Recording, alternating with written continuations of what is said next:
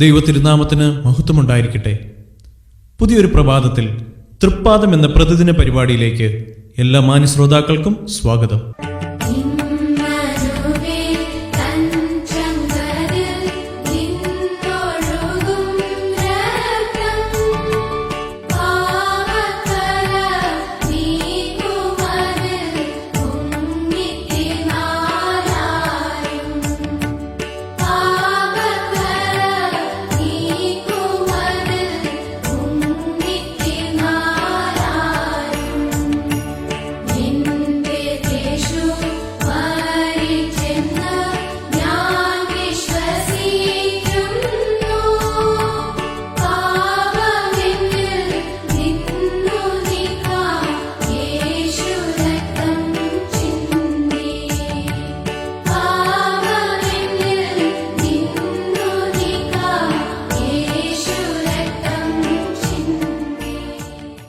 ഇന്ന് നമ്മോട് വചനം സംസാരിക്കുന്നത് സഹോദരൻ എബ്രഹാം മാത്യൂസ്, തിരുവനന്തപുരം.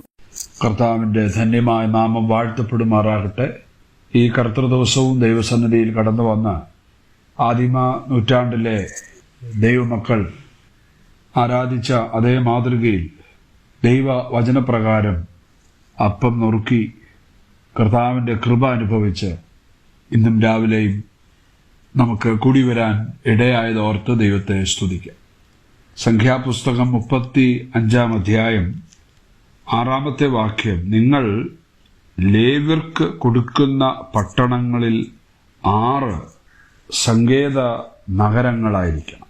കൊല ചെയ്തവൻ അവിടേക്ക് ഓടിപ്പോകേണ്ടതിന് നിങ്ങൾ അവയെ അവനു വേണ്ടി വേർതിരിക്കണം. ഇസ്രായേൽ ജനം കനാനിൽ എത്തിയാൽ ദൈവം അവർക്ക് ചില നഗരങ്ങൾ നൽകും എന്ന് പറഞ്ഞു. എന്നാൽ ആ നഗരങ്ങളുടെ പ്രത്യേകത അത് സങ്കേത നഗരങ്ങളാണ്. ആവർത്തന പുസ്തകത്തിലും നാം ഇതിനെക്കുറിച്ച് വായിക്കുന്നുണ്ട്. 4 അധ്യായത്തിലും 19 അധ്യായത്തിലും. പുറപ്പാട് പുസ്തകത്തിൽ അതവർക്ക് കൊടുക്കുമെന്ന് ദൈവം ആരംഭമായി അവരെ ഓർമ്മപ്പെടുത്തുന്നു. എന്തിനായിരുന്നു ഈ സങ്കേത നഗരങ്ങൾ?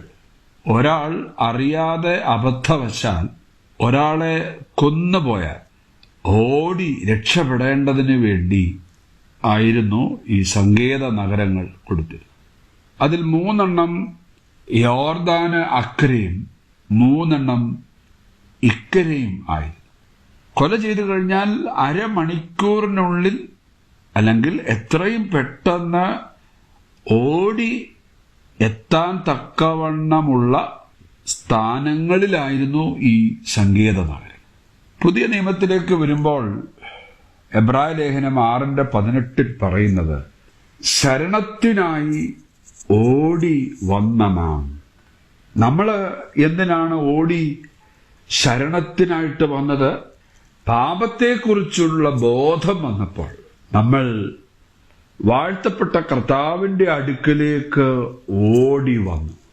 യേശുക്രിസ്തു ക്രൂശിൽ സാധിപ്പിച്ച രക്ഷയെ വിശ്വാസത്താൽ അവകാശമാക്കുന്ന ഒരുവന് അവൻ ഹൃദയം കൊണ്ട് വിശ്വസിക്കുന്നത് യേശുക്രിസ്തു എന്റെ സങ്കേതമാണ് എന്ന്. അങ്ങനെ ക്രിസ്തുവിനെ ശരണമാക്കുന്നവൻ, വാഴ്ത്തപ്പെട്ട കർത്താവിനെ വിശ്വസിക്കുന്നവൻ ദൈവത്തിന്റെ ന്യായവിധിയിൽ നിന്ന് വിമുക്തനാക്കപ്പെടും. യേശുക്രിസ്തുവിന്റെ മരണത്തിന് എല്ലാവരും ഉത്തരവാദികളാണ്. അപ്പോസ്തല പ്രവൃത്തിയിലും കൊരിന്ത്യർക്ക് എഴുതിയ ലേഖനത്തിലും അത് ദൈവാത്മാവ് ഓർമ്മപ്പെടുത്തും.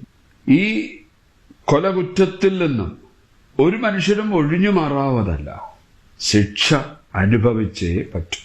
എന്നാൽ ഈ ശിക്ഷയില്ലാതെ അവന് രക്ഷ പ്രാപിക്കണമെങ്കിൽ എന്ത് ചെയ്യണം? ഓടി വരണം. ഓടി ഒരു സങ്കേതത്തിൽ വരണം. അവിടെ അഭയം പ്രാപിക്കും. ആരുടെ മരണത്തിന് നാം ഉത്തരവാദികളായോ അവിടുന്ന് തന്നെയാണ് നമ്മുടെ സങ്കേതം. യേശുക്രിസ്തുവിന്റെ അടുക്കിലേക്ക് വരുന്നവർക്ക് വിടുതൽ ലഭിക്കും ശിക്ഷാവിധിയിൽ നിന്ന്. റോമാലേഖനം 8:1 നാം വായിക്കുന്നു, ക്രിസ്തു യേശുവിലുള്ളവർക്ക് ഒരു ശിക്ഷാവിധിയും ഇല്ല. അപ്പോൾ ഈ സങ്കേത നഗരങ്ങളുടെ വ്യാഖ്യാനം നമുക്ക് പുതിയ നിയമത്തിന്റെ വെളിച്ചത്തിൽ നമുക്കിങ്ങനെ ചിന്തിക്കാവുന്നതാണ്. നമുക്ക് ഓടി വരാൻ ഒരു സങ്കേതം നമ്മുടെ കർത്താവാണ്. മഹാപുരോഹിതന്റെ മരണം വരെ അവൻ അവിടെ പാർക്കണം. എവിടെ? ഈ സങ്കേത നഗരത്തിൽ. അതിന്റെ കാലപരിധി മഹാപുരോഹിതന്റെ മരണം.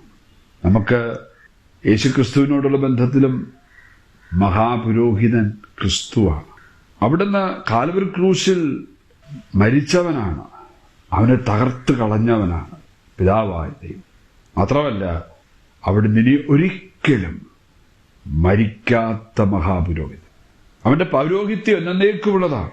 അതുകൊണ്ട് അവനിൽ അഭയം പ്രാപിക്കുന്നവൻ എന്നേക്കും സുരക്ഷിതരാണ്.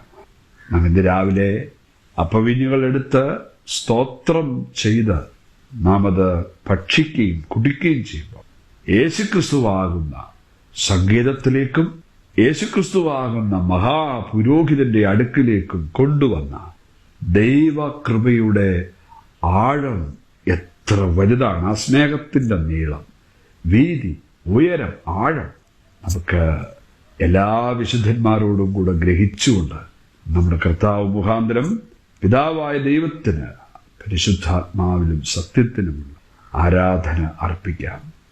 ദൈവത്തിന്റെ നാമം വാഴ്ത്തപ്പെടുമാറാകട്ടെ. ആമേൻ.